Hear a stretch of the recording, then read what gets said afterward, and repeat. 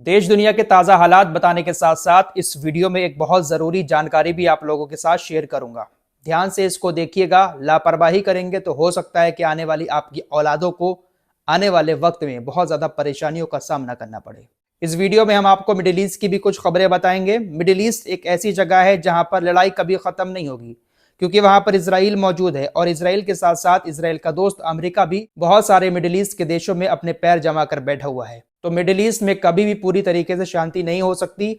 America की सेना पर हमला हुआ है, कई सैनिक मारे गए हैं, कई सैनिक घायल हो गए हैं। इजराइल ने भी हमास के एक बड़े नेता को मार दिया है। और भी कुछ खबरें हैं, इन तमाम खबरों को बाद में बताएंगे, लेकिन पहले जरूरी जानकारी, क्योंकि बहुत सारे लोग पूरी वीडियो नहीं देखते हैं, बीच में ही छोड़कर चले जाते हैं। इसलिए जो जरूरी बात है पहले आप लोगों को वो बता देता हूं।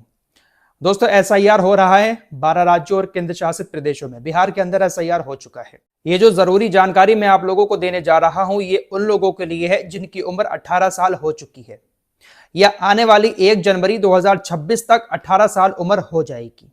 और उन लोगों के अभी तक वोट नहीं बने हैं। 1 जनवरी 2026 तक जिन लोगों की उम्र 18 साल हो गई है, वो लोग जनवरी के महीने में ही फॉर्म नंबर 6 भर के अपना वोट जरूर बनवा लें, क्योंकि फरवरी में जो वोटर लिस्ट जारी होगी, अगर आप जनवरी में फॉर्म नंबर 6 भरकर जमा कर देते हैं तो फरवरी वाली वोटर लिस्ट में आपका नाम आ जाएगा। और अगर आपने जनवरी के महीने में अपना नया वोट बनवाने के लिए फॉर्म नंबर 6 भरकर जमा नहीं किया या ऑनलाइन नहीं किया, तो आपका नाम फरवरी में जारी होने वाली वोटर लिस्ट में नहीं आएगा। अब इससे एक बहुत बड़ा नुकसान होगा। हालांकि आप फरवरी के बाद भी 2-4 महीने के बाद भी फॉर्म नंबर 6 भर के अपना वोट बनवा सकते हैं, आपका नाम वोटर लिस्ट में आ सकता है। लेकिन अगर जनवरी के महीने में ही आप अपना वोट बनवा लेंगे और जो फरवरी में लिस्ट जारी होगी वोटर लिस्ट, उसमें आपका नाम आ जाएगा, तो आपके बच्चों को आने वाले 20-25 साल में परेशानी का सामना नहीं करना पड़ेगा। मिसाल के तौर पर अभी हम सभी लोग 2003 की एसआईआर की वोटर लिस्ट ढूंढ रहे थे।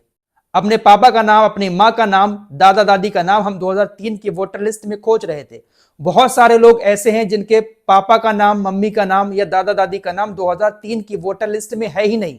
2003 के बाद वोटर लिस्ट में है, लेकिन 2003 की एसआईआर वाली वोटर लिस्ट में है ही नहीं। वो इसीलिए नहीं है क्योंकि या तो उस वक्त उनकी उम्र 18 साल हुई नहीं होगी, या फिर उन्होंने लापरवाही करके उस वक्त अपना वोट नहीं बनवाया होगा, जिसकी वजह से 2003 की वोटर लिस्ट में उनका नाम नहीं आया।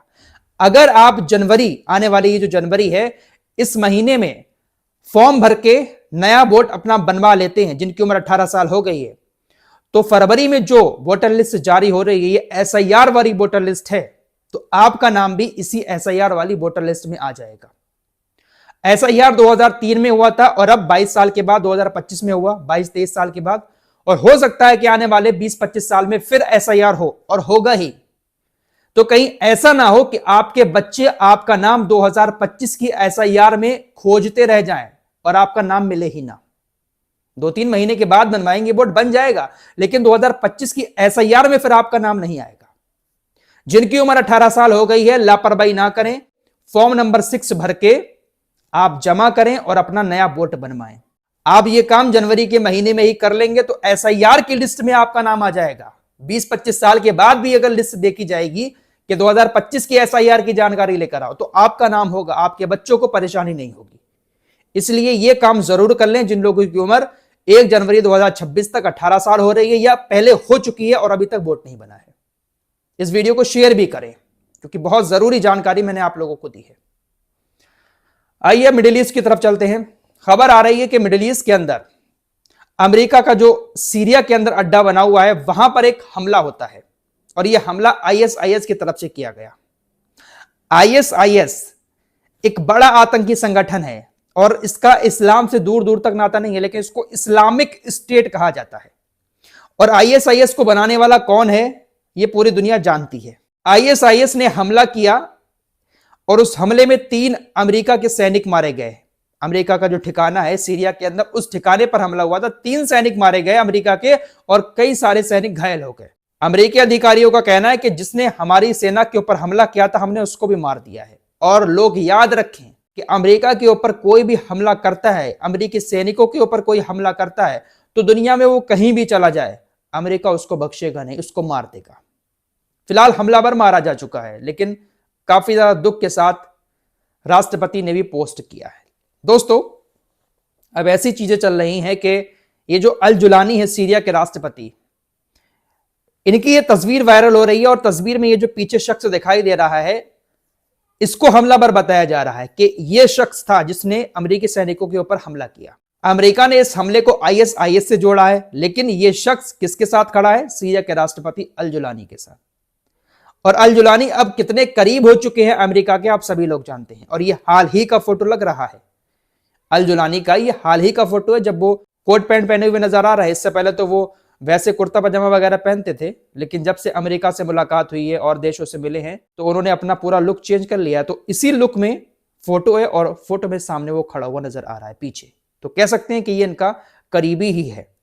तो ये जो अल जुलानी है, जो अब अमेरिका के काफी करीब पहुंच चुके हैं, इनको भी पहले आतंकी संगठन बताता था अमेरिका, और इनके साथ आईएसआईएस के लोग भी जुड़े हुए हैं। तो ये आतंकी संगठन जो है, ये किसके इशारे पर काम कर रहे हैं, कौन किसको किस तरीके से चला रहा है, किसी से छुपी हुई बात अब नहीं है, क्योंकि ये दौर अब बदल चुका है। यहां पर पल पल की अपडेट, सही अपडेट लोगों को मिलती रहती है। पहले जमाने में सिर्फ टीवी का सहारा था और हमारा मीडिया वही दिखाता था जो उसको इंटरनेशनल मीडिया पर देखने को मिलता था। आज पल पल की खबर मिलती रहती है और ऐसी चीजें हमारे सामने आती रहती है। फिलहाल इजराइल ने दावा किया है कि उन्होंने हमास के एक बड़े नेता को मार दिया। इजराइल डिफेंस फोर्सेस ने एक वीडियो जारी करते हुए दावा किया है कि हमने हमास के उस हेडक्वार्टर पर हमला किया जहां पर हमास के हथियार बनाए जाते हैं। इजराइल ने दावा किया कि हमारे इस हमले में जो मेन कमांडर था राद साद, वो मारा गया। इजरायली सेना ने कहा कि जब हमने मुख्यालय पर हमला किया तो राद साद अपनी गाड़ी में बैठकर कहीं जा रहा था, उसकी गाड़ी पर हमला हुआ और उसकी मौत हो गई। ये बहुत बड़ी कामयाबी इजराइल की सेना बता रही है कि हमने जो मुख्य आदमी था, जो हथियार बनवाता था, उसको मार दिया। फिलहाल गाजा के अंदर हालात बद से बदतर होने वाले हैं, क्योंकि समुद्र में बाढ़ का खतरा है, ठंड बहुत ज्यादा बढ़ चुकी है, बारिश बहुत ज्यादा हो रही है। गाजा के अंदर सर छुपाने को घर तो बचे नहीं है, जो खंडर हैं वहीं पर टेंट लगाकर लोग रह रहे हैं। मैं पिछली वीडियो में बता चुका हूं, कोई मदद के लिए आगे नहीं आया है अभी तक।